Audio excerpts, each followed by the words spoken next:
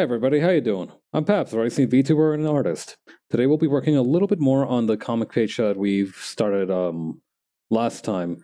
So I think the main things left to do are just finish up this panel here, these two panels here, my bad, and maybe rework the way that I've been doing this one here. I don't know, there's something about the original. I'll try to follow I think it may be like I'm not missing, that I haven't included these lines here yet. I don't know. There must be something we can do to make this kind of panic feel much more realistic. Also, I did want to do something else real quick. I think if I kind of go back to this page here, I bet I don't. Did I include all the? Okay, I did include like the computer panel and everything in this panel in just one layer. So I'm gonna have to redraw some of the corners of the computer, but that's fine. It's still going to be less work than redrawing it all from scratch. So I'm happy with that. Yeah, I just wanted to add the computer in the background here, just so that it still has a little bit more of a. It provides a little bit more context for like where the space is, or like where the kind of spaces is all taking place in. I don't know. I like to include small things like that because it just helps the reader to not get too lost, being like, okay, where the hell are we now? I don't know. Small consistency shit like that pisses me off very easily. Mainly because I'm not very good at that. At remembering that at some of the consistency things. The rice piece? Sure. Let me add them here. I'm gonna need to figure out some way to add a rice piece redeem after I disable the channel points. I don't want to get rid of the little guys entirely, but I might need to rework the redeem somehow.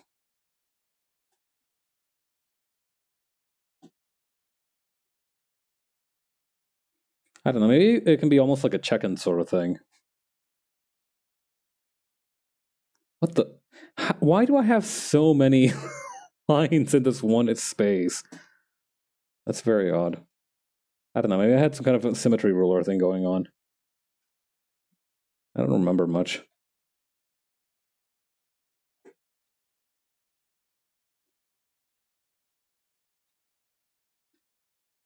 Okay, just slide this in over here.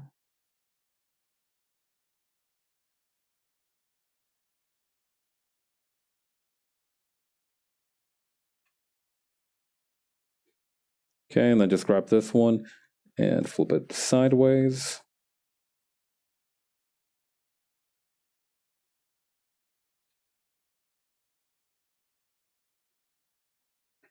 I'm going to call that good enough. Then we just need to make the rest of the table and whatnot.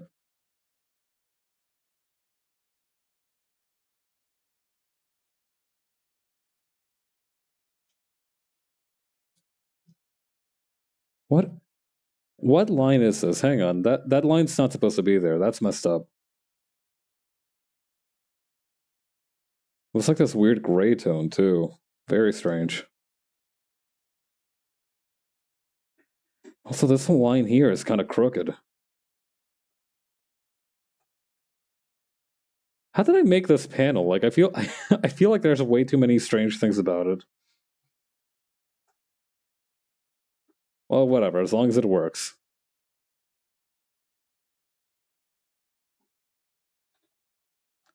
Okay, let's just expand this thing.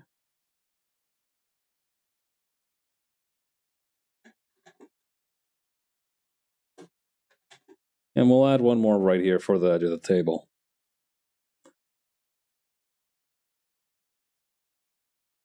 There. We can even bring this a little bit further to the left. Although maybe not bringing Hawk along for the ride. Maybe without that.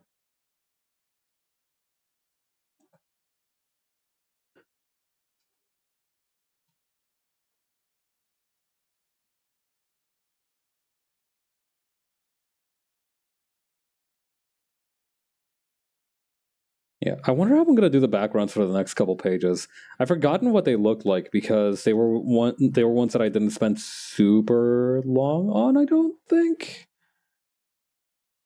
I remember certain panels, but not some of the other ones. So I don't know how background heavy compared to some of these pages they're going to be. They might actually be more lightweight than I expected. I don't know. I expect them to take a little while just because action scenes are always much more complicated than just yapping like this. I don't know. There are artists. I feel like a lot of artists prefer to do action scenes, but then like having it be all action scenes all the time kind of wears on both the artist and the reader.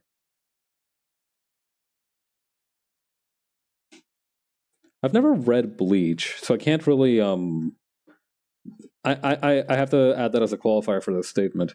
I remember somebody described the kind of like process for the artist of Bleach as it being as like the dialogue scenes and whatnot being essentially like segues into drawing other cool stuff happening, which is a fine way to go about your writing process if you're in a serialized magazine. To be honest,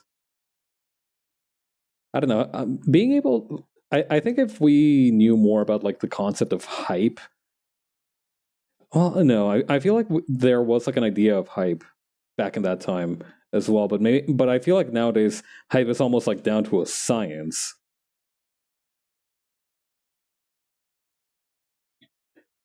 Like I've seen some of the way freaking Jujutsu Kaisen fans talk about their comic, and you feel like you're seeing a large sporting event kind of gearing up for the final playoff of the season or something like that. It's quite fascinating, honestly.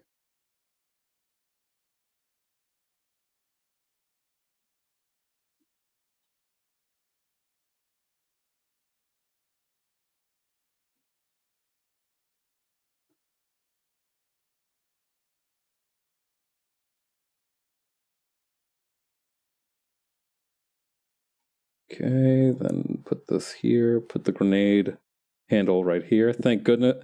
I'm so glad that I drew Hawk from so many back angles in this sequence, because if I had drawn her from the front more often, I would have had to draw all those stupid ass grenades.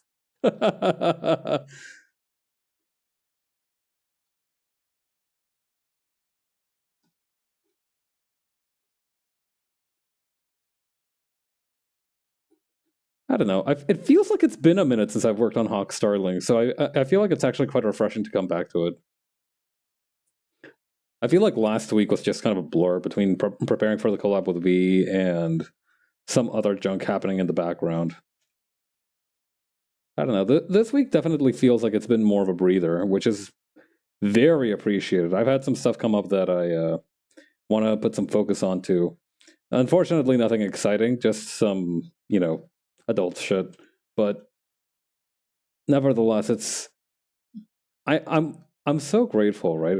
I sincerely believe from the bottom of my heart I am very lucky. Not in the sense that I'm grateful. I am grateful, to clarify. I'm grateful for everything that I have.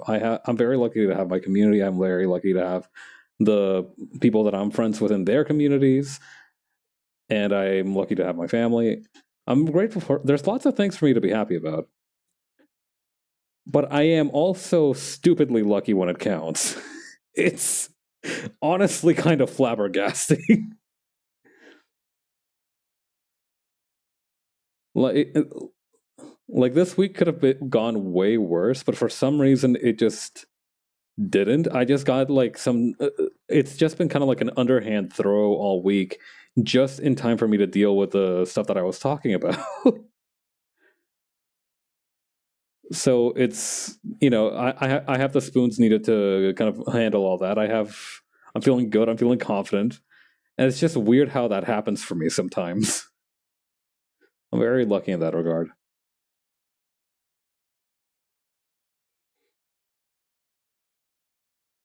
It's hard to know what to do when good things like that happen to you, right? I feel like we have a lot of coping mechanisms for when things are going poorly, but I feel like not enough people have like, I don't know, mechanisms for when things go right. I guess because like when things go right, you don't really question it, right? It's mostly when things go wrong when you're like, oh fuck, how did this happen? Oh fuck, how can we crisis manage? it's like that one quote about like a good king will make his people think that they did it all by themselves. Like like when good things happen and when you have a lot of good fortune, it practically melts into the background. But I don't know. I feel like it'd be useful to have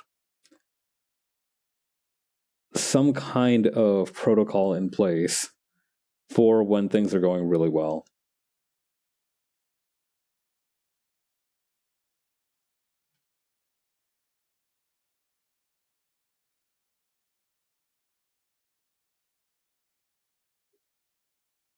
I mean, I can think of a couple of things. If you're the religious type, I guess that's also when you'd give praise to the higher ones and whatnot as well. I can see why that would help.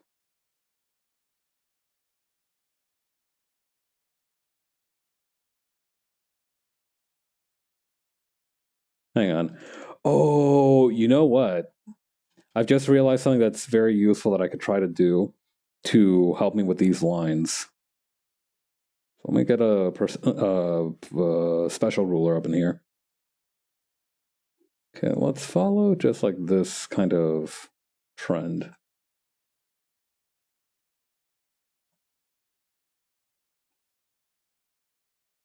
Get rid of a couple of these and then... Yeah, okay, this is going to help a lot.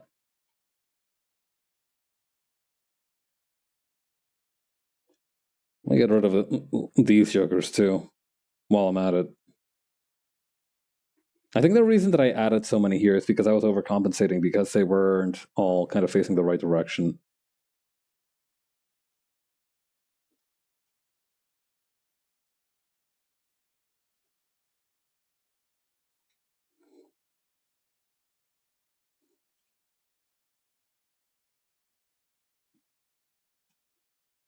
Let me add some behind the jetpack, or rather, yeah, no, behind the jetpack as well.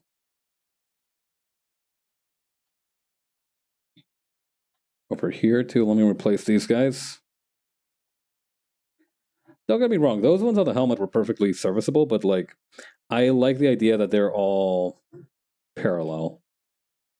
It would bug me if they weren't parallel, basically.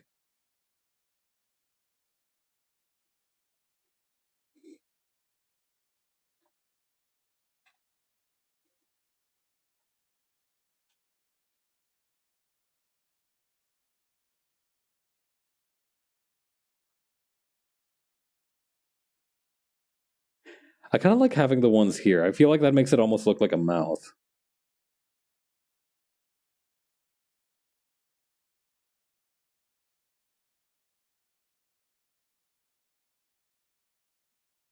Okay, then these few lines too. This one kind of went out of control. Hang on. There we go. That's a little better.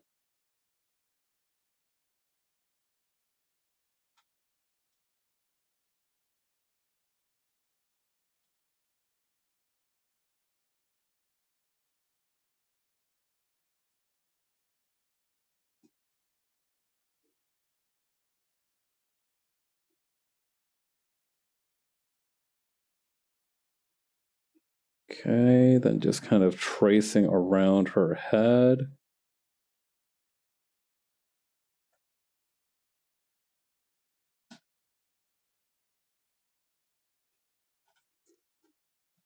Let me try it like this too.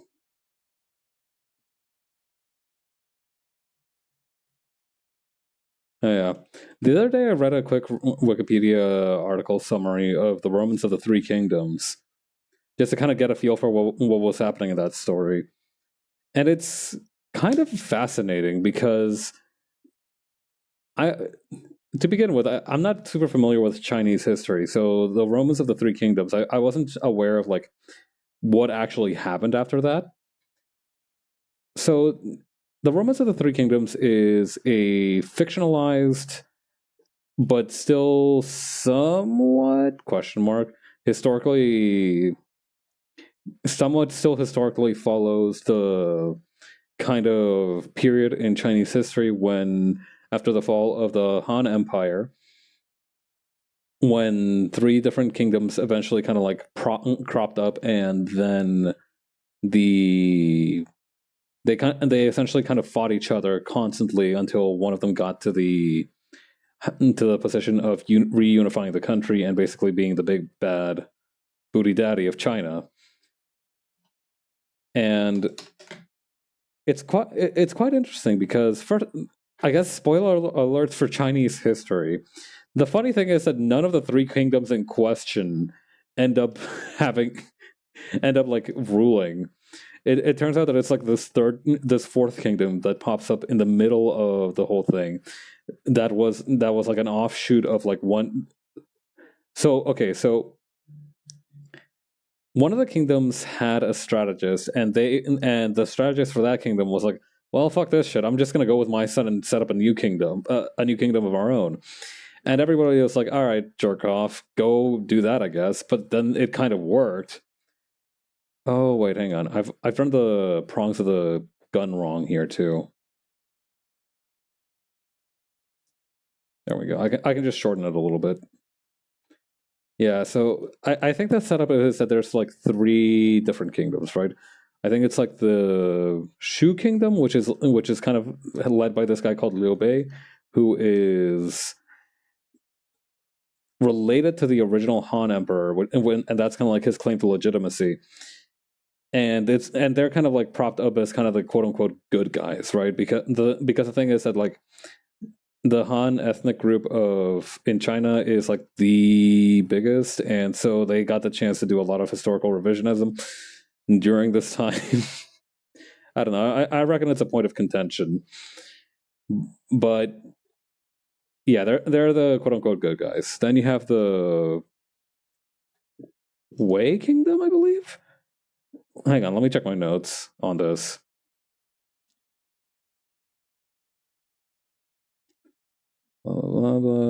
Yeah, you have the Wei Kingdom, which represents folks coming in hot from the north. Their main guy is this guy called Cao Cao, who was at one point like a vassal king of the previous emperor and his strategist, and is definitely like supposed to be the quote unquote bad guy. He's like definitely like the most unscrupulous of the dudes there, except for this guy running around called Lu Bufengshan, who is his own can of worms. We'll get to him later. But yeah, we have Cao Cao on the Wei Kingdom side, and he's pretty hot shit too because he's kind of like a master strategist. Oh, hey Leo, let me add a third rice piece so we have the trifecta. As I endearingly call it, the Cerberus formation. But yeah, Satsat's is kind of a nightmare to deal with from everyone, to the point where like in Chinese their equivalent of the phrase "speak of the devil and he will appear" includes his name. Like, bro is not well liked.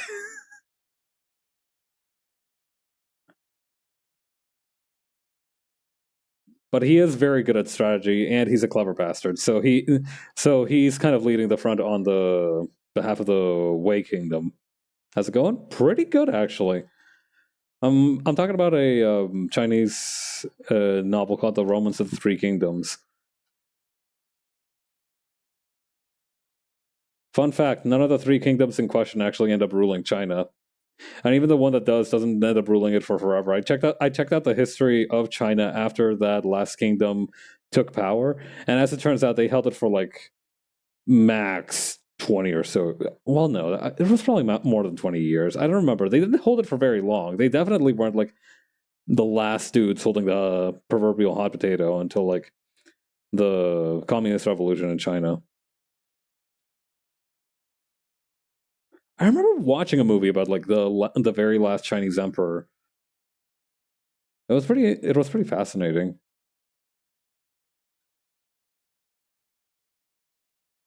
Let's see. But yeah, how's it going for you, Liv? How are you doing?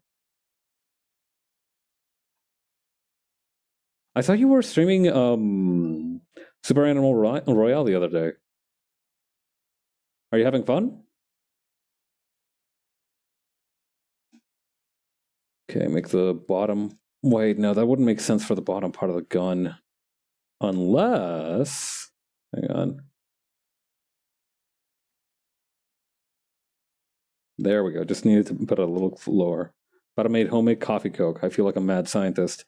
Good luck, yo. I've also tried to make homemade coffee coke, but the problem is that all the coffee in my house is the instant crap. So whenever I try to put it together, it just ends up fizzling like crazy. Like I need to make it in like a huge bowl that's like twice the size of the liquid, because otherwise the foam just like keeps making like this enormous mess. So I think you probably need to use like actual brewed coffee. Oh. All right, well, be careful for any fizzing. Be very beware the expanding foam. Ah, cold brew, huh? Neat.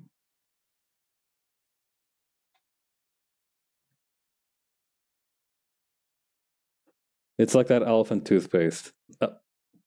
The what? Hang on, I gotta Google something real quick.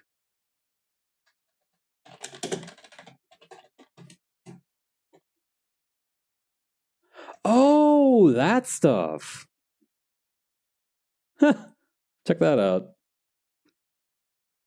And that's something. Let's see. A foamy substance caused by the rapid decomposition of hydrogen peroxide using potassium iodide or yeast. Huh.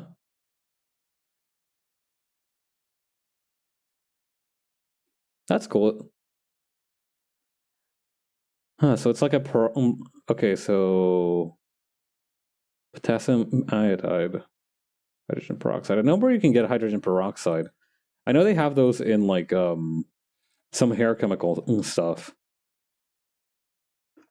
I was reading about this kid. There's this one kid, right? Jake's Bones, I think the page is called. It's this one kid who made like this whole web page about his experiences cleaning and gathering bones. Very interesting. And he also used hydrogen peroxide for a lot of his stuff. It's very good for getting the flesh off the bones, apparently.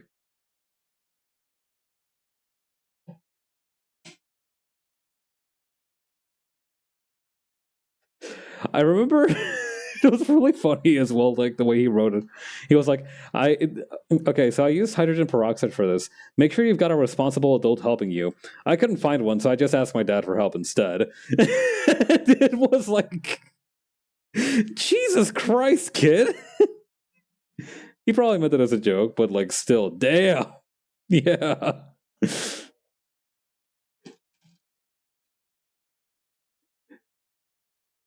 I'm not gonna lie, that was funny as fuck. That kid roasted his dad in front of God and everyone.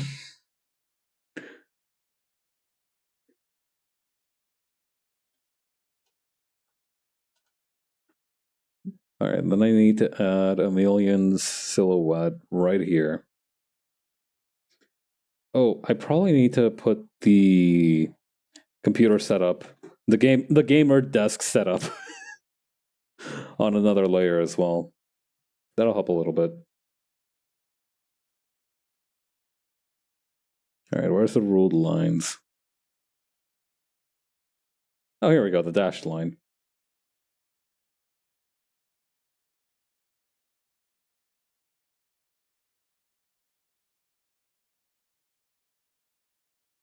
Whoops, wrong ruler.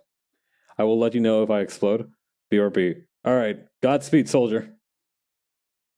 May the foam be in your favor. God. Speaking of foam, doesn't Square Enix have a game called like Foam Stars or something now? It's very telling that despite them hyping it up for a couple of different different game announcements or game conferences, I have not seen a single person talk about it online except to make fun of it. That's a kind of warning. That's a kind of red flag that you only see very rarely.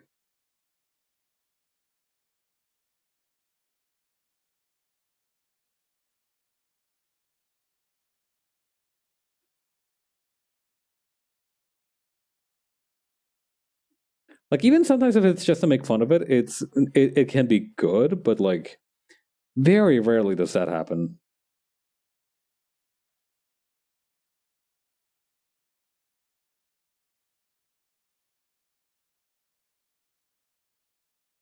There we go.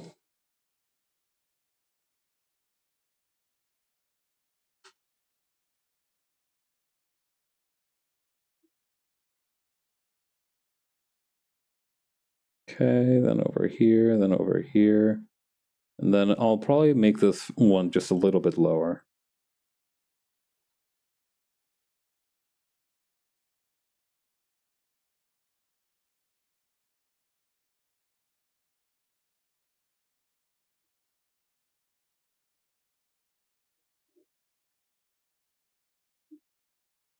Okay, then over here for our short hair.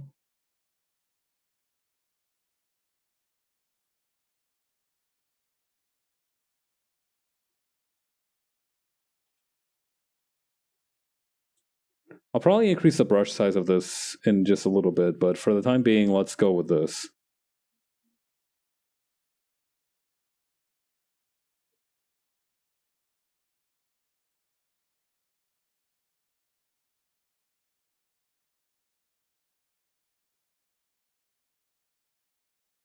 That neck is a little bit too long.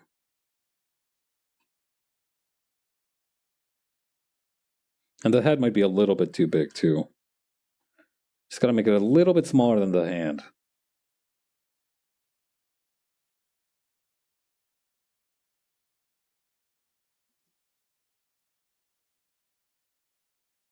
Okay, then over here. Man, I warned you about the fizz, bro. I fucking told you, dog. I warned you, dude.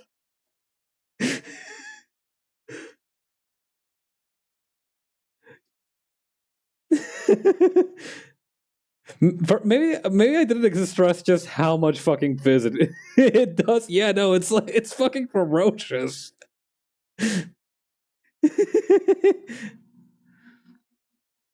Yeah, no, you get like I don't even know, like 400% fizz to Coke ratio.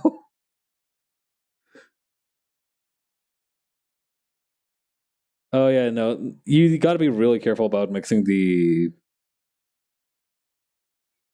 the coffee to, like one scoop is probably too much. I'm so sorry. I genuinely don't know what to say. I'm so sorry for you.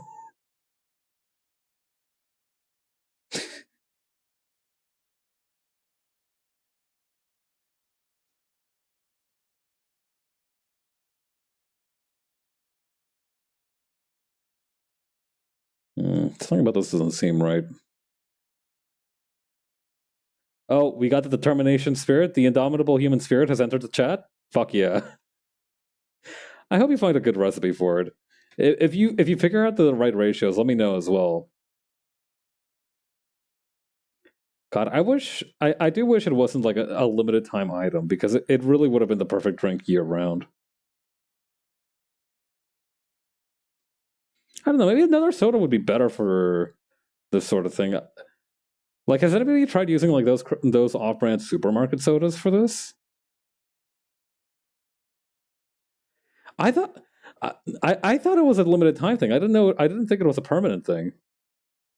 I mean, I know I stopped seeing it way long ago, except for in a couple of places.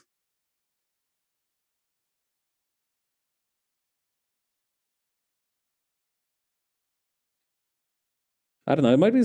It might still be around. I recall seeing it in like. No wait, even like the exotic snack store is kind of running low on them, I think. I remember I saw some in a pharmacy like way long ago, back when I had my gum graft, and I picked up a few of them.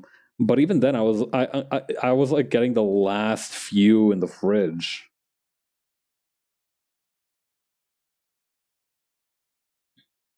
But yeah, I don't think they're a permanent thing. Yeah, the foam liquefies after a minute. I don't remember much about my experience trying to make coffee code. Coke. I do remember that the foam eventually kind of like dissipates.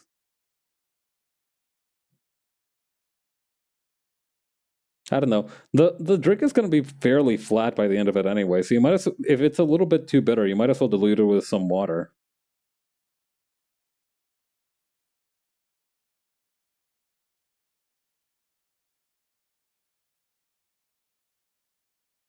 Generally, I don't think people give enough credit to the idea of like diluting stuff with water. That saved a stew of mine a long, long time ago, back when I was like making my very first like what do you call slow cooker meal.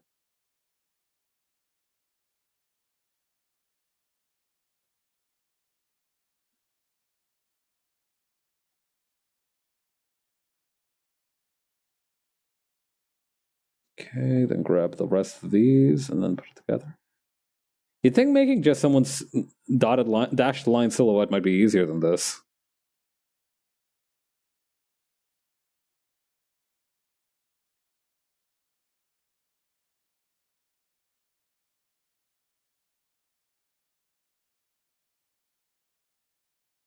Okay, then get rid of this one.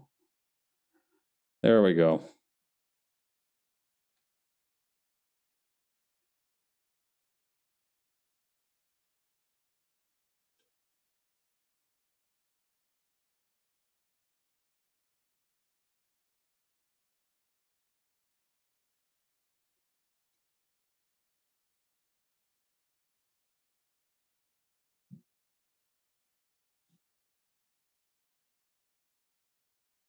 Kind of want to make her forearm bigger, but I don't know. Yeah, there we go. More kind of arced like that.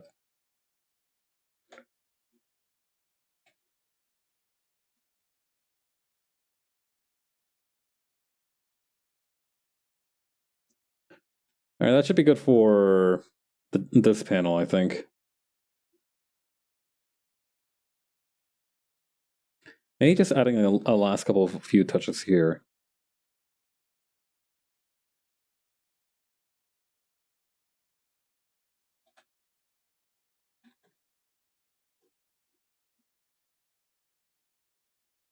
I'm glad that Homestuck didn't make it so that like webcomics it becomes the norm in webcomics to have animated panels, because I feel like having that become the norm would give me like way too many ideas.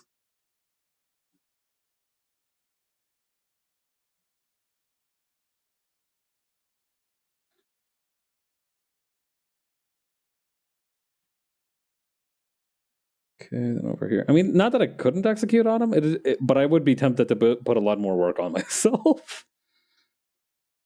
I don't know. For many times, for me, the issue isn't so much the scope of work, so much as it is sticking to that scope of work. Like, if I see an opportunity to make something look a little bit better and it takes more work, I'll almost always go for it. Unless it'll be like genuinely on the level of like redrawing an entire thing, I'll probably go for it. And that's good. It helps me to make sure that I don't regret my work on anything. But on the other hand, it does make me let me give into my perfectionist tendencies a little bit too much. The good news is that I also get like fed up super easily. So after a while, even if I'm like struggling, I'll be like, fuck this, good enough. I don't know. I'm like a perfectionist, but one that's very easily convinced to give up. I think that's a good balance to have.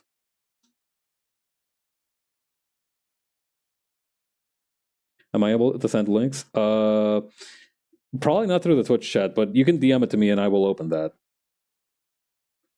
I will see it with my own two eyes.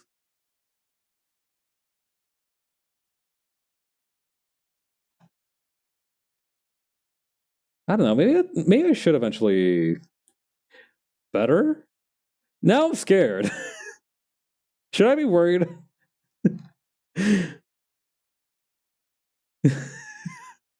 Whenever you whip out that cat face emoji, I feel like I've activated your trap card.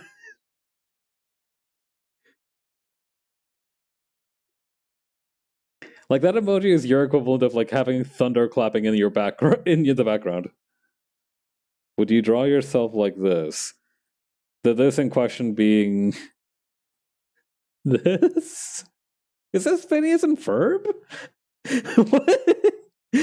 Why is that poor white boy eating drinking a gallon of milk and eating a turkey? A leg of chicken. A delicious, succulent leg of chicken.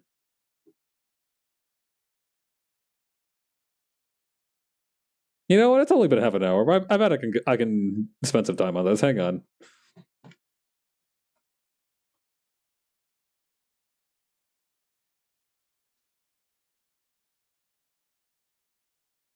All right. Wait. How big is this?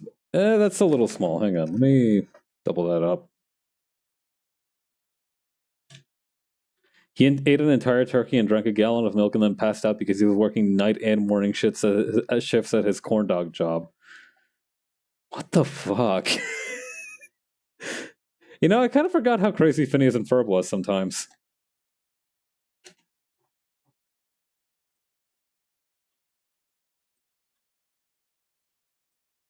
I did forget. I forgot that this dude's whole thing was like that. He was the big sister's love interest, and that he worked the corn dog stand. Yeah, no.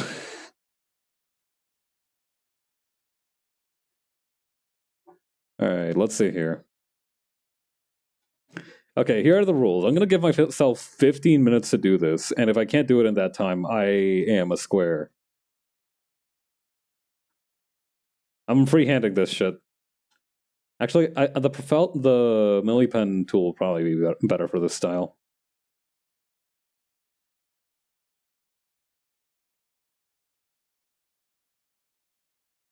Hang on.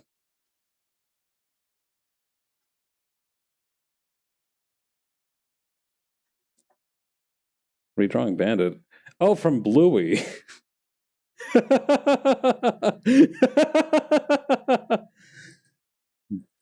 That's pretty funny, I'm not gonna lie.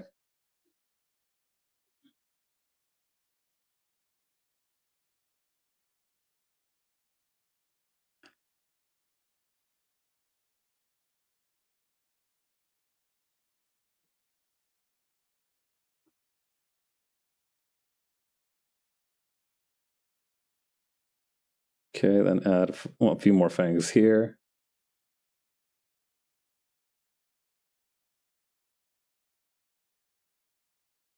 Is he like snoring in this frame? I'm not sure what's happening. It reminds me a lot of that one Patrick face where he's like, ugh! Yeah, okay. I appreciate the context. Thank you for this. Yeah, dude is on another planet right now.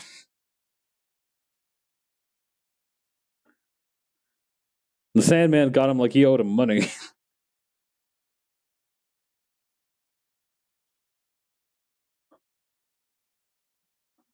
Going honk shoo me mode. Yeah, that's the one gif of Patrick I was thinking of.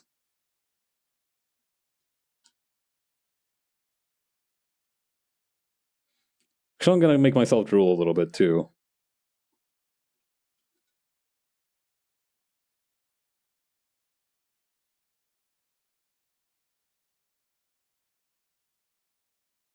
Then put this over here. Horrifying that you have teeth. I have two teeth almost always visible. Oh, like that many. I don't know. Biting stuff is one of the few privileges I have. I'd prefer to retain it if at all possible.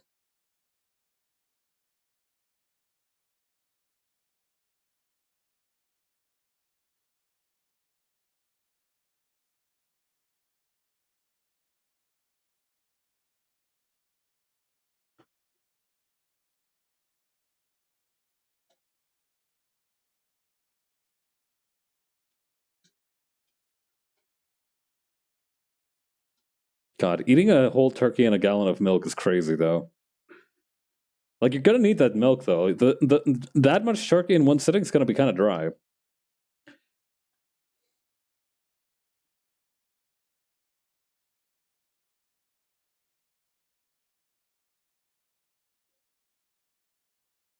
Where's the PNG of a chicken leg? or a turkey leg, I suppose. Let me take a look. Turkey leg PNG.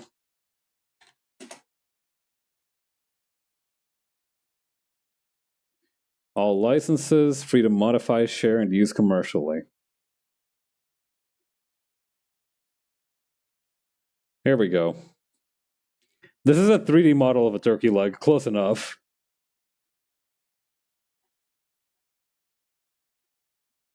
Hang on, let me boost the tolerance on the wand select a little bit. That's too much. Perfect.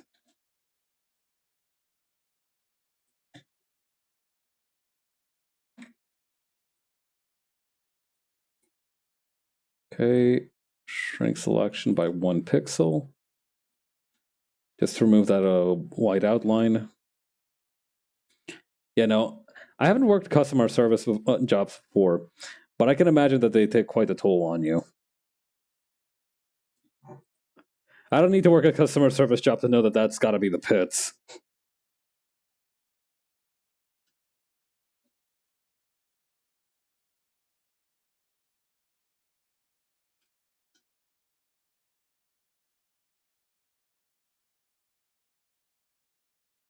Hang on. I think they sell bagged milk in Canada, don't they?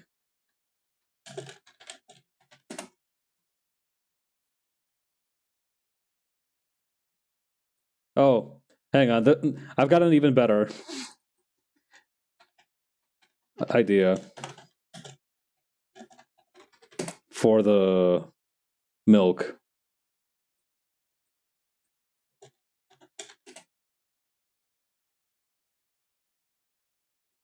Here we go.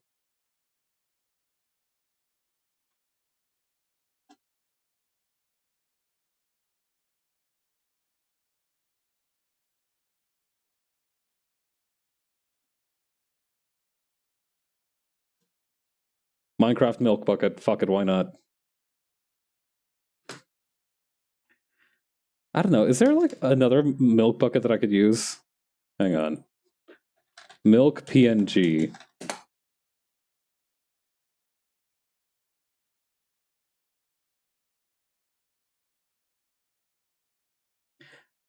Check out this one.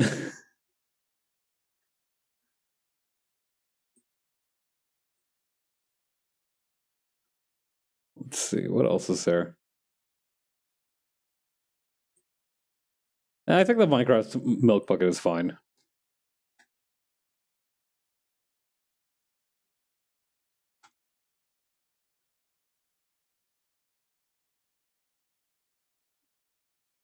Yeah, just a bucket of milk. Freshly squeezed, fresh from the tap.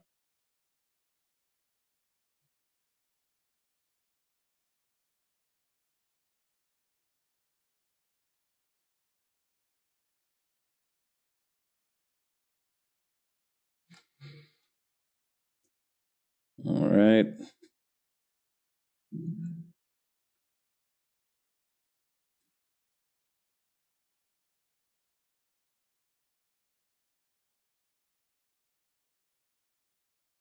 I made my arm too big.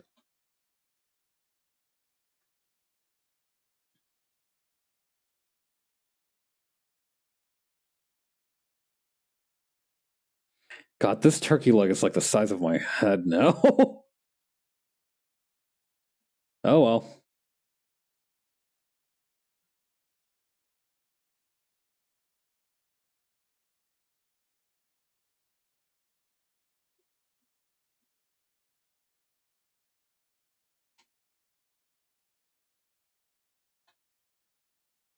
Okay.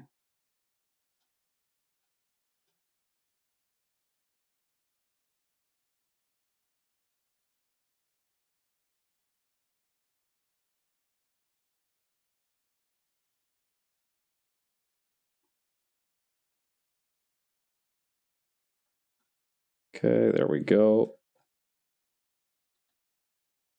Put this over here.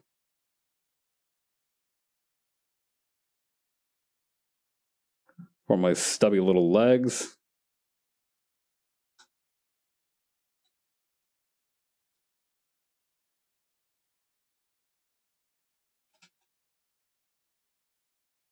I think my Chihuahua like short legs are a sort of charm point for me.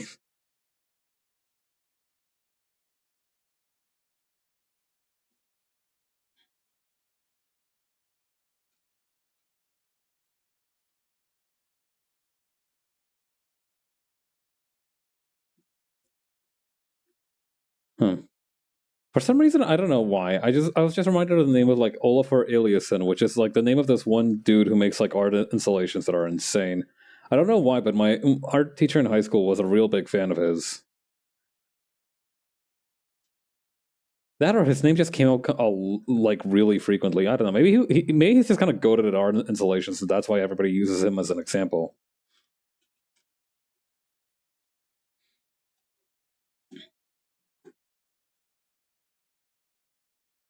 No, that's not going to work.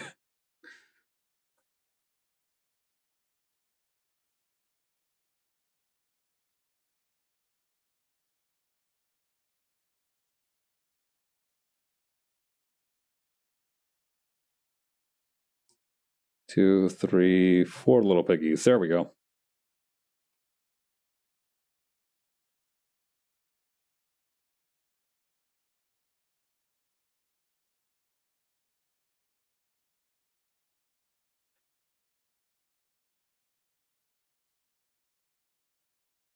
Okay, I've almost finished the 15-minute deadline, so I need to lock in and finish this part here.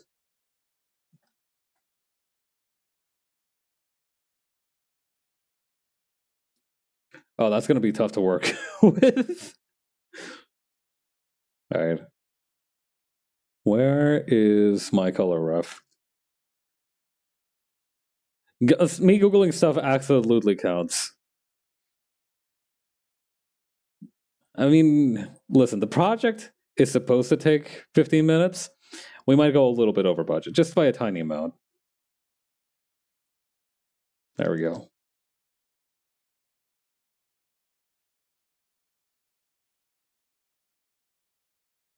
Whoops. Let's try that again.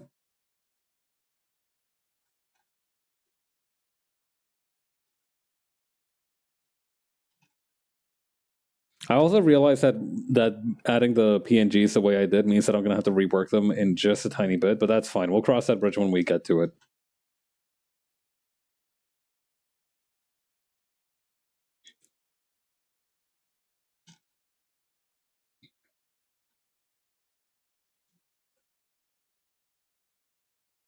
Okay, there we go.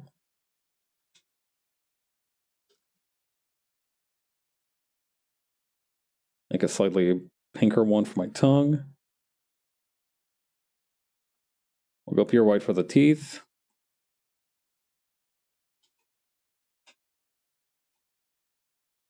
And for the rice, because why not? My toesy woesies.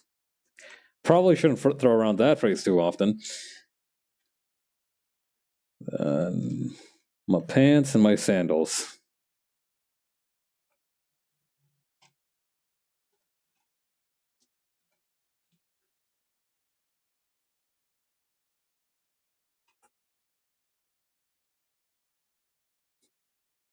All right, then for the rest of this, where's this guy at?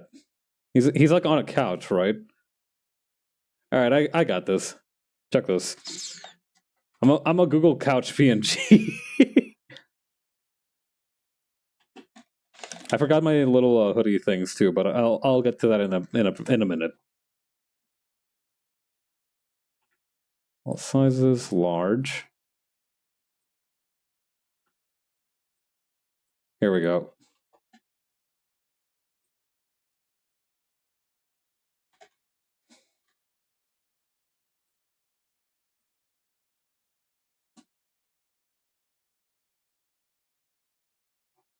Fuck it, that'll do.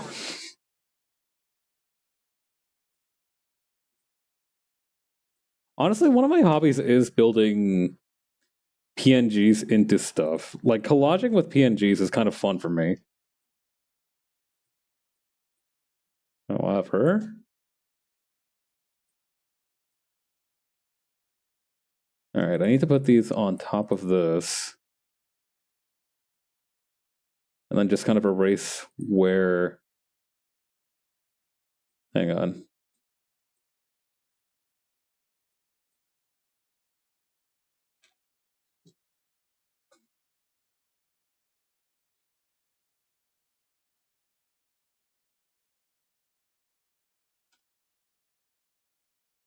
Increase the size of the rough eraser a little bit. Right on. Grab these guys. I missed another spot there. I'll have to bear that one in mind. Increase by 3. Maybe increase by 2 more after that, or maybe 1 more. Yeah, that's fine. Okay. I'm missing anything else.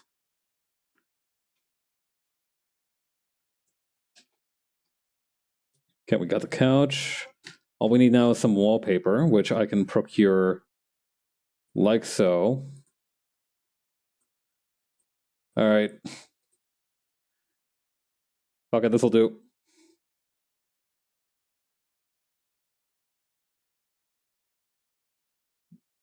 And then for the rug... what would be a good pattern for a rug? I think I actually made... Hang on. I think I made one. Yeah, this'll do. So for everywhere that isn't selected by this, just inverse select that and then add this. Tiling, turn on. Scale and rotate. Why does my couch cast a white shadow?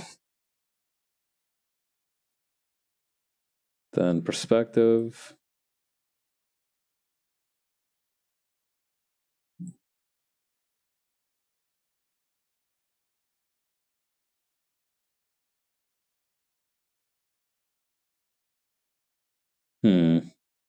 I was never very good at using the perspective tool with Clip Studio Paint.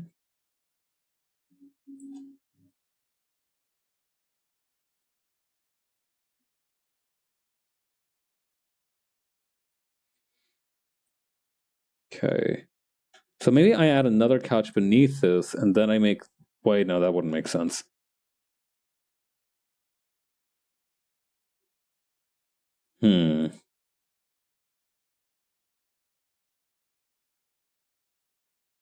All these are just making my couch a different version of incorporeal. Hang on. Maybe I need to get a different couch is what I need to do.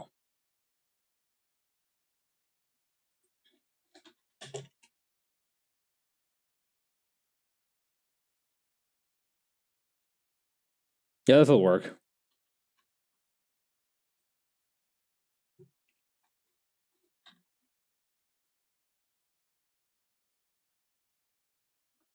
No, don't apply transformation just yet. Okay, and then just real quick, add a black gradient right here for the shadow. Wrong. Maybe if I go like this.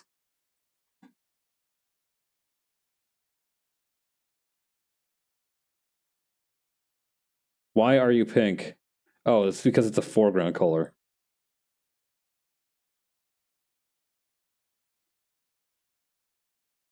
Okay, then like this, and then just over my legs. Whoops. Hang on.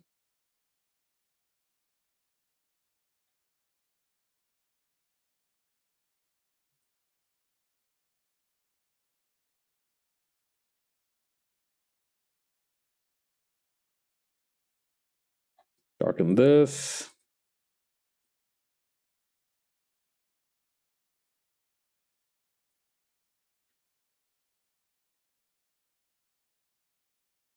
There we go. All right, time. How long was that? That's probably a little bit longer than the 15 minutes I gave myself.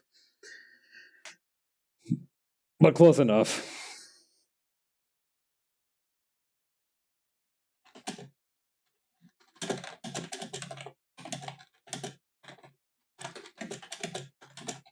God, I'm still a little tripped up by turkey and milk as the food combo for this guy. Like, you've got to be on a real fucked up grind set if your entire meal for that day is a Costco turkey, a dry ass Costco turkey with very little seasoning, and also just a gallon of milk. Like, that wouldn't be rock bottom for me, but that's definitely like down there. Like I will say that you can do worse than ketchup sandwich. Aw, dude. No, if you're like ketchup sandwich is rock bottom, because at least with a turkey you have, oh god, it's kind of hard to look at. With the turkey, at least you have some protein in there, right? You have some sustenance. That's got fat. That's got protein. That's got like, how do I put this? Like, it's substantial, right? A turkey, you eat a whole turkey, that's not the best meal. That's not the most balanced meal, certainly, but it's substantial. That'll fill you up. Ketchup sandwich, you're fucked. You're cooked. I'm sorry, but the ketchup sandwich, I cannot broke.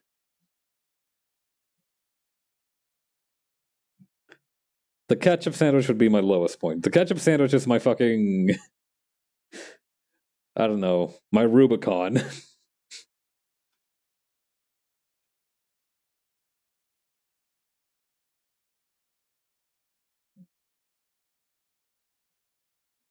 Came in here and caused chaos.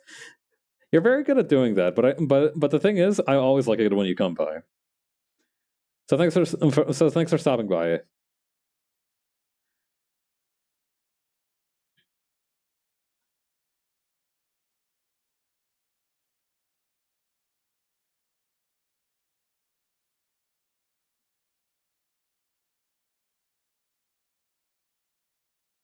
All right, then I'll put it here.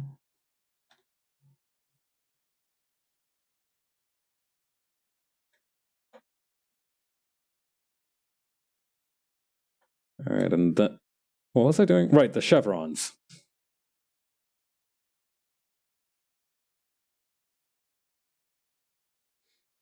Oh yeah. All right. So I was wondering. Okay, so obviously there's lots of different creators and all sorts of different platforms, right? Like on any one platform, you'll have people who are doing their own thing one way or another. But the other day, I found out that let me find you the statistic too, because I think it's super interesting and it kind of like informs a lot of like what I see as well. On TikTok, 25% of the adult TikTok posters are producing 98% of the public videos. So like this 25th percentile of people, that's probably not what a percentile is. I'm probably using that phrase wrong. But 25% of people produce 98% of the content, with the remaining 2% being produced by the remaining 75%. And once I read that, a lot of shit started clicking into place. Like, oh, like, I don't know how to put it, but whenever I see like a TikTok unprompted, right, or kind of in the wild, like I'll see somebody watching a TikTok over their shoulder on the bus or some shit, and they'll almost always have the same kind of tone, the same kind of look to them. And it turns out that that's probably because like they're only being made by so many people, which is why it has like that kind of culture attributed to it.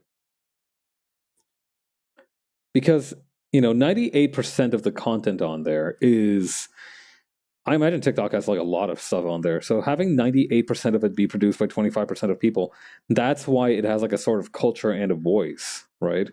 Like how some people have like Tumblr accents, some people have TikTok accents.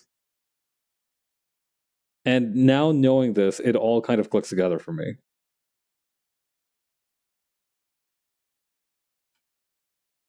And it makes sense as well from a logistical perspective, right? There have to be people on the app that have dedicated their full-time careers to posting and such and whatnot, and they would have to produce a whole lot of content for that. We're talking about at least daily videos. Though, to be fair, I don't know if the measurement of that content was through number of videos or through length of video footage? Because those two can be very different things.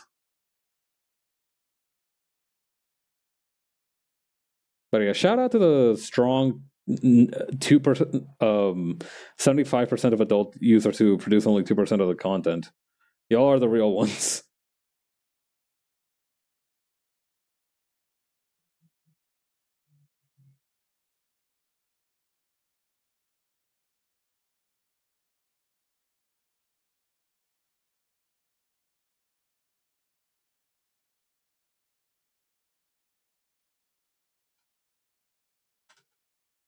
Oh yeah, just so I don't come off as somebody who's like, I'm an angry boomer who hates TikTok, right? I do enjoy the occasional TikTok. I have particular preference for like the ones that like I tend to see posted on other social media. I don't have a TikTok. I might have to eventually get a TikTok. I'll try to avoid doing that. I'm avoiding getting three things. I'm avoiding getting a TikTok. I'm avoiding getting my own web page for as long as I humanly can to avoid it. Right. I'm trying to avoid getting my own TikTok, and I'm trying to avoid getting my own web page. I forgot what the third thing was. Oh wait, no. The third thing was that I was trying to avoid getting a Blue Sky, but I actually do have a Blue Sky now. Basically nothing on it. I have yet to properly launch it. Although I did do a bit there with my friend Jackie, and that came out pretty great. So strong start.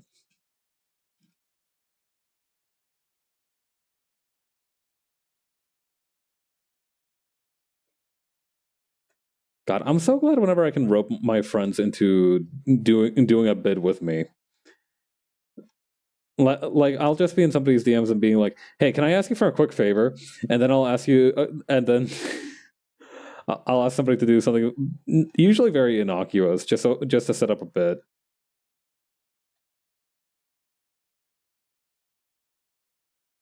I like to think that I'm fairly quick-witted, but I also need some setup time from time to time.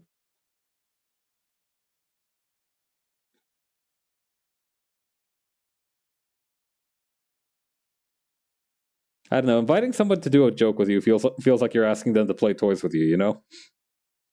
It just feels nice to include them. Oh, yeah. I also asked for a couple people to help me test out this audio thing. So for the collab with V, I wanted to try and see if I couldn't get this here voice modulation thing that I've got on my OBS to work on my Discord video calls. And I try to get something set up for that. I had like this virtual cable set up so that essentially like the computer would think that I had like an audio cable to my OBS when it's just all kind of just digital stuff. It's very interesting, but unfortunately it did not work as intended. The audio came out very tinny and kind of hard to hear. Even without it came out robotic, which was the idea, but it came out robotic without me pressing the button, which was not the intended consequence of this setup.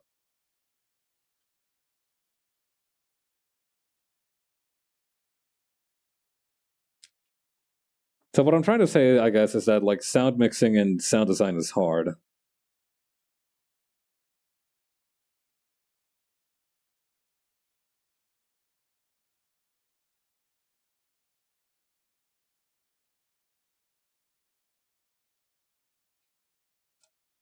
Oh, hey Corgi, welcome. I'm Pabs, a racing VTuber and an artist. Today we're working on the comic here. Yeah, how's your stream? Thank you for your hard work. Let me give you a shout out. Which Corgi? Yeah, what were you guys up to? I think what was today's thing to do? Oh right, I think it was Arknights, right? Like you were trying out some Arknights stuff today? How did that go? Oh, the art's going pretty well. I just have this last panel to do, and then we're gonna go back and color some of the previous pages. Arknights for whatever Wednesday. Nice.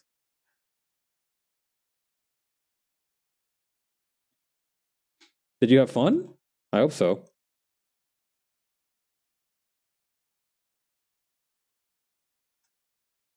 The new game mode kicked my ass, but it's okay. We made progress. Hey, that's good to hear. New game mode though. What's that about? What's new about it? I feel like I'm in an infomercial.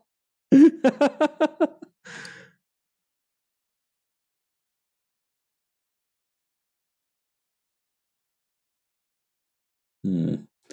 I remember there was like a couple of the game modes running around, right? Like there's like contingency contract on some of the other ones. I would never try to sell you Arknights. Unfortunately, I did play Arknights for a small period of time back in 2021. But don't worry, I'm not. You can't sell me on Arknights. I'm already inoculated.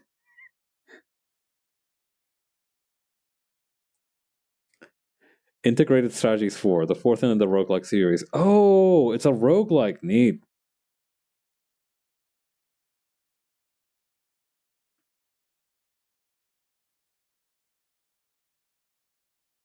Okay, there we go. Neat. This one's really tough. How do we survive? Yeah. No, I feel like definitely like people who stick with Arknights start to like develop a new brain gland because I remember a lot of people were very encouraging to me when I was trying out Arknights because I didn't really get some of the more complicated strategy parts of it. Like I didn't like get like, oh, why do I need to redeploy gravel 50 million times in a row, right? I didn't understand that. Like I didn't ever like try to fast redeploy anybody. But I think like I think with the people who do stick out with it end up enjoying like the planning and the kind of like adaptation of it a lot. Those aspects of it. Also, I'm sorry to do this right after you've rated, but I'm gonna need you to cover your ears for like 30 seconds because I'm gonna run in it. I swear to God, I'm gonna get rid of these one of these days. It'll be soon, I promise. Big things are coming. High level Arknight strategies aren't for me, but it does require you to play smart. Yeah, I don't know. I find it. I like looking at high level Arknight strategies, if that makes sense. Like I like, for example, like I saw somebody make a strategy where like their whole game plan was pushing a boss around the map a whole bunch. I guess that's not really like a high level strategy so much as it is like a meme strat, but I still found it very entertaining.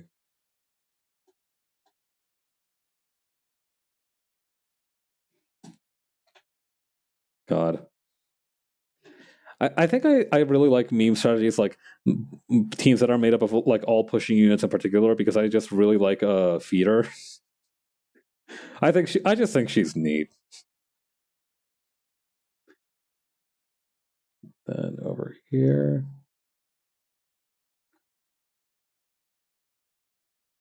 God. I hope whoever makes those like videos of like them pushing around a boss for like 40 minutes does like an updated one like closer like further on in the game's lifespan just to see how much the push around optimizations have developed. Also, I kind of want to. There we go. Just add a little bit of jowl there. Yeah, if there's one thing that I'll give Arknights credit for is that it has just like some insanely good design. People absolutely have done that with some of the newer mechanics like ice physics in cold areas. Oh no. God, that's right. I remember somebody passing around a post. It's like unrestrained summer fun, and it's like one, she's clearly frozen in ice. Two, there's no way she's moving within that ice, and three, I don't think she's having fun. God,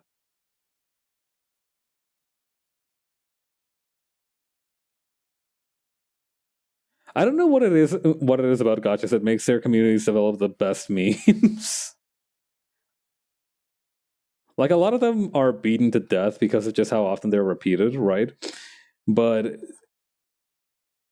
the jokes are beaten to death. I mean, the characters. Well, no, I suppose the characters are also occasionally beaten to death. But like, I do. I don't know why I enjoy gotcha game memes so much. Yeah, exactly. it's kind of a double-edged sword.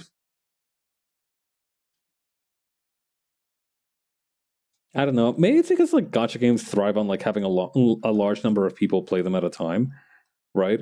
It's not just like they obviously they want to attract as many people to play them as possible. That doesn't make them very different from other games, but I think like it's just so that they can bait the maximum number of marks to the game. So I think because of that, there's almost like a sort of monkeys on a typewriter kind of effect happening, where you'll have a lot of people participating in a community, and some of them will have real gems, but others will just not be able to make funny stuff happen, even though they're trying to make it happen.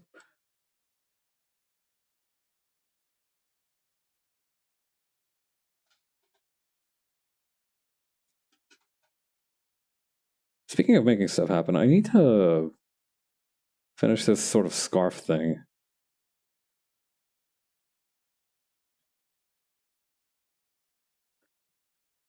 Yeah, that's definitely the best approach, I think, to just kind of stay in your lane.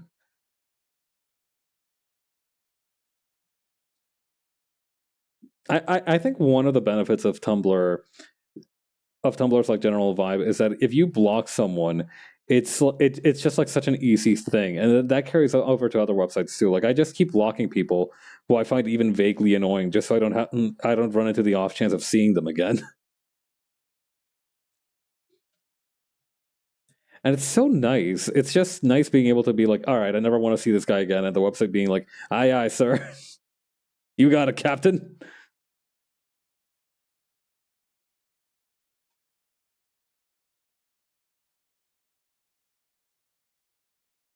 Yeah.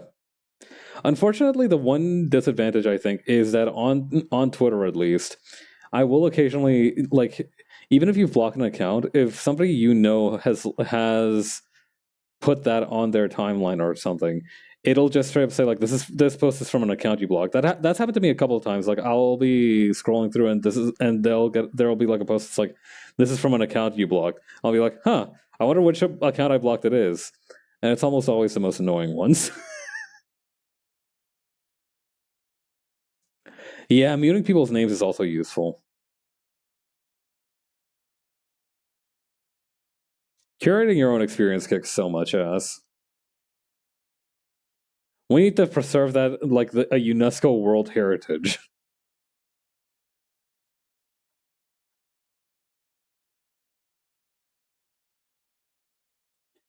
Yeah. That's not my problem. If you learn when and where to apply those words, you will live a life full of peace. Genuinely, it's ballin' how much you can avoid being a hater just by like being like that's not my problem.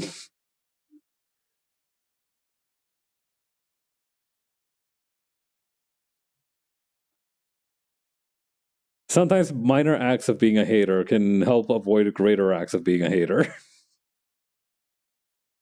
Because otherwise then you start to become one of those people who like start bitching about people who they don't like, and while that's fine every once in a while, there are people who are like, how do I put this, they only speak up when it's about bitching about something they don't like. No other kind of interactions for them. Like if there's one thing that I can't stand more than people who like tirelessly complain about something, it's people who complain about the people tirelessly complaining about something. It's like a hater. It's like a kind of like self-perpetuating machine where somebody will make like a valid criticism, and then other people will be like, "Ah, shut the fuck up," and then like other people will be like, "Shut the fuck up, guy who said shut the fuck up." It's so funny. Uh, you have to learn to avoid those situations. Genuinely, it'll be the death of you.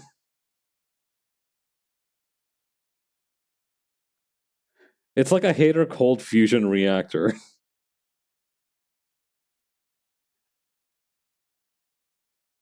A hater main sequence event.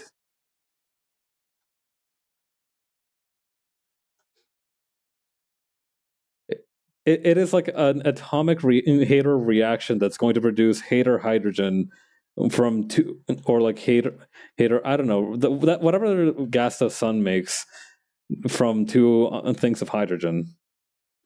I've seen more instances of people complaining about like a comment or idea than I've seen people before than I've seen the mindsets of people who complain so much. Helium! That's a sucker. Yeah, that's right. Thank you. Yeah, it'll be like a bunch of hater helium being produced by two atoms of hater hydrogen.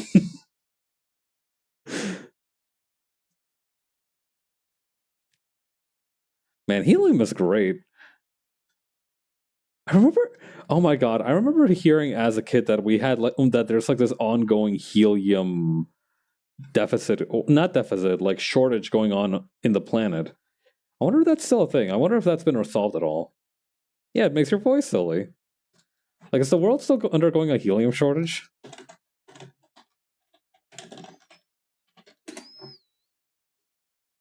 Blah blah blah. Helium prices surge to record levels as shortage continues. This is what, from 2022? Physics Today, Volume 76, Issue 9. Ooh la la! Quite a nice cover. I don't know. If I had picked up a physics magazine that had butterflies on the cover and specifically talked about like their flight, I would be concerned. I don't know. Something about the butterfly effect makes me fucking nervous. Okay, so it's kind of like a long-term issue. So it's more like the world is it's like we have periods of running out of helium because it's not easy to find. Okay. Yeah, helium demand has been rising consistently since 2009 and the market has increased at 10.1% since 2010. Huh, okay. So there is so it's like an ongoing crisis.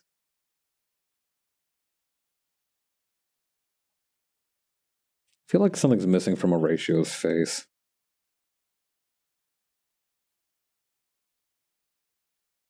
Este. I don't know, maybe it's more horn? Yes, it's definitely the horn. Hang on. Yeah, I guess in the grand scheme of things, running out of helium is bad, but not nearly as much as some of the climate stuff we've got going on in the foreground.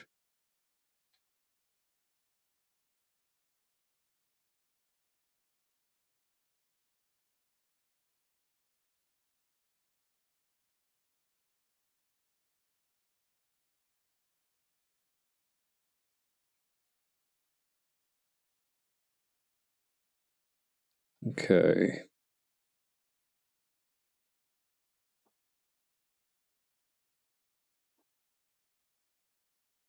Take these two out. Take this one, put this one here.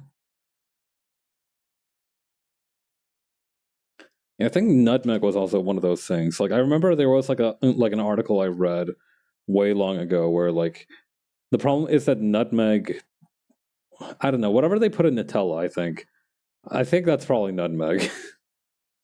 Like for some reason nutmeg is also very difficult to cultivate and we've like been harvesting it too fast. So there is kind of like a shortage of it, but you basically wouldn't even notice on day to day. It's not like we can just stop making stuff using nutmeg, I guess. Hazelnut. Oh, yeah, that's probably it. I got my dang spices mixed up. Or I don't know. I don't know if hazelnut qualifies as a spice or a proper nut. I've never seen somebody eat a hazelnut. So that's my main qualifier for like whether something is a nut or whether it's like just like a spice. Like I'm sure one of the spices in five spices is probably also a nut of some kind, but I don't know what the hazelnuts look like even. Oh god, I write. Oh wait, no. So that's. Oh, are those like chestnuts? Is that what they are? Hazelnut is a true nut, but people don't eat them raw because they're basically like little acorns. Oh, they remind me a lot of chestnuts.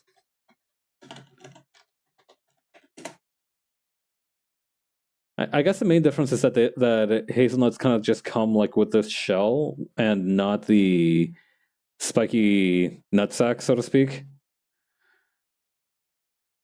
I don't know how else to describe it. That's probably a really inappropriate way to describe it, but I don't know what else to call it. The nut sack. Yeah, the sack full of nut. We should move on. My bad. Yeah.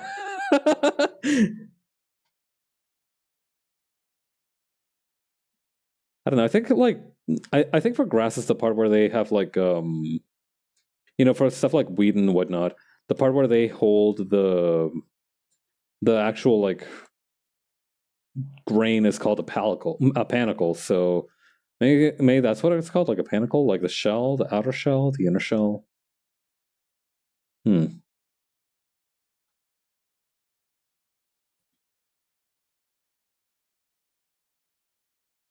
Wait, what's this line? Oh, this is for the cane, right?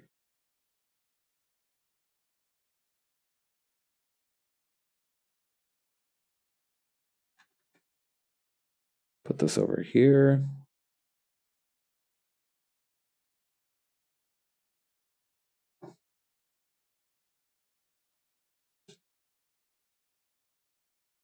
I think I gave the cane like a pointed tip at the bottom.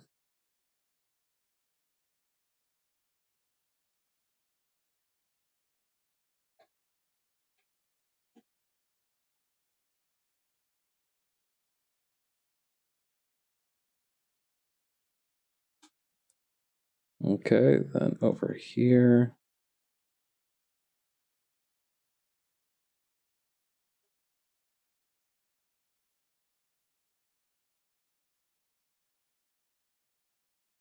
Something about that seems wrong. This feels better.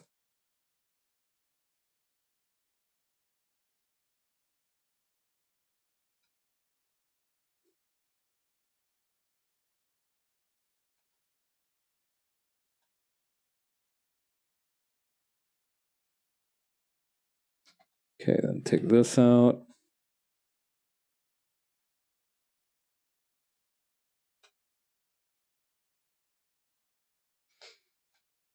All right, what else we got left? And to draw in here. Got to finish the rest of this little cravat, the entrance to the thing here.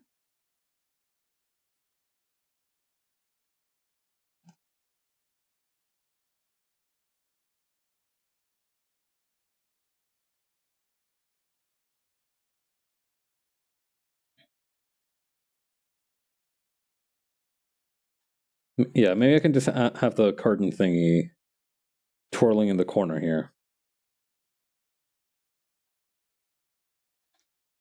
I don't know. I guess it's just like an entrance, right? If it's just what leads into a tent, even though it is a curtain. The tent flap, that's probably what it's called.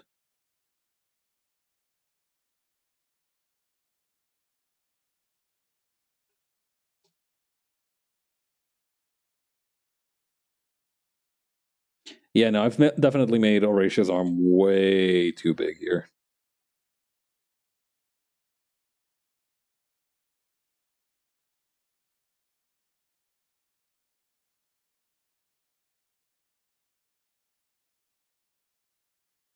Yeah, that's probably a little bit more appropriate.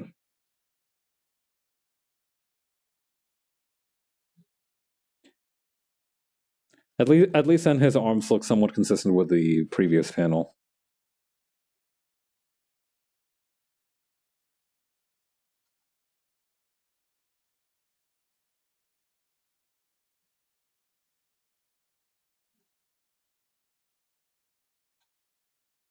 Okay, then put this over here.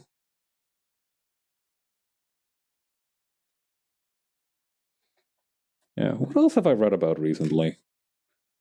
Oh yeah. So recently I got recommended this band on my YouTube feed called Pop Never Dies. It's a Japanese rock band, but what really captivated me about them is like the music video that they used. It has this very charming 3D style to it. I thought it was made by the same guys who made the Ego Rock music video, but it turns out it was a different studio. It was made by the studio called Okawa, not Okawa.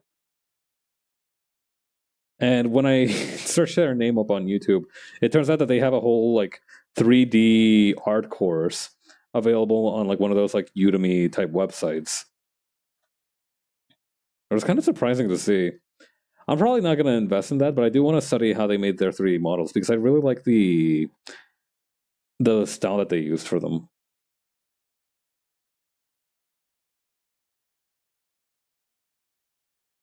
Yeah, in particular, the video that I'm thinking of is for the song that they made called like Mao, which was pretty.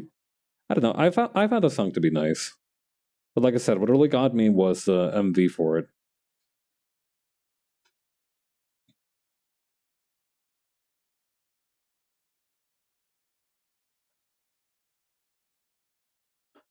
Good God, when that J-pop music video hits, I'm not even being facetious. Like genuinely, it can be life changing. I remember one winter when I was like 17, I had to like write this whole thing. I had like okay, so my winter vacations weren't very peaceful when I was in high school because I was almost always like settled down with like 30,000 things to do for schoolwork, which wasn't very cool. I did not particularly enjoy it, but whatever. That's life, I guess. And this was no exception. I had to do something for a business class that I was taking, and I had to do something for an art class that I was taking. And while I was doing those, I basically fell down the rabbit hole of like different Vocaloid MVs. So I hit all the classics. I hit the fucking I hit Echo. I hit Rolling Girl. I hit a couple of the ones with Len and Rin. It was a great time. I really enjoyed that night. Yeah, I basically stayed up all night working and just like watching Vocaloid MVs. And you know what? It was pretty great. I'm not gonna lie.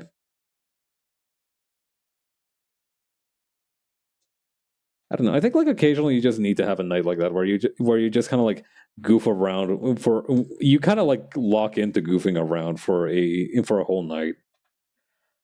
I remember there used to be nights way back when I started streaming when I would play an entire game, not on stream, but I would like play an entire game in one sitting. So I remember doing this for two games. I remember doing this for the Supergiant game Pyre, which was really good. I actually recommend Pyre. It's like a very sports game. It's almost like a sports game, but it's got a very interesting story to me. Very fascinating world building too. So I did that for Pyre, and I did that for Katana Zero, which is a much more action game kind of game.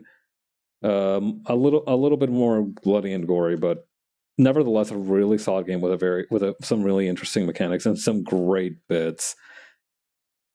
Genuinely, Katana Zero occasionally is like a comedy game.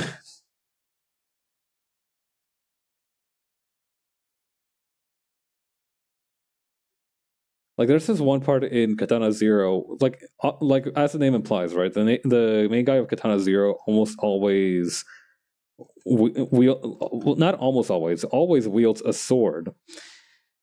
But he can also pick up random crap from the environment and throw that at enemies as a sort of distraction.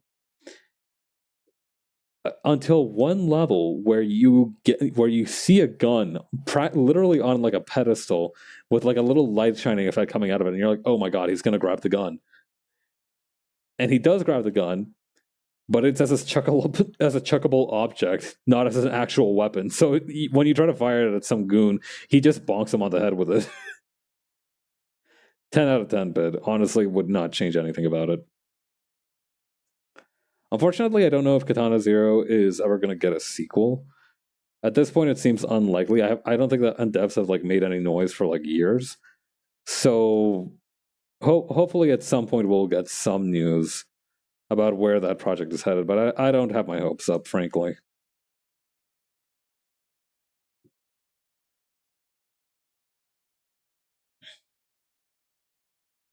Which is a shame because, like I said, very interesting game.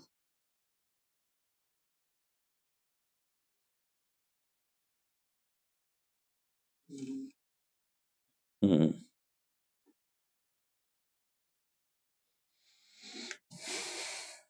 All right. Should we start coloring the other one? I'm kind of. I know I've been today. Has been a little bit of a short stream, but I think I might actually call it here for tonight. I don't know why, but I'm feeling much more exhausted than usual. I'll try to get to sleep a little bit early, but yeah, who all is streaming right now? Oh, Pearl and V are having a Helldivers collab, so I'm gonna go over to their channel and say hi. Let me get my stream manager and stuff set up. Yeah, tomorrow I'll be doing some more art streaming, so hopefully I'll be a little bit more energetic then. And on Saturday I'll be going back to do some more Yakuza 0 stuff. Yeah, so thank you all for coming by. Thanks, Korg, again for stopping by in the raid. I really appreciate it. And thank you, thanks again to Leah for the idea to do that one quick illustration. That was really funny. All right, I'll catch you all later. See ya. Bye.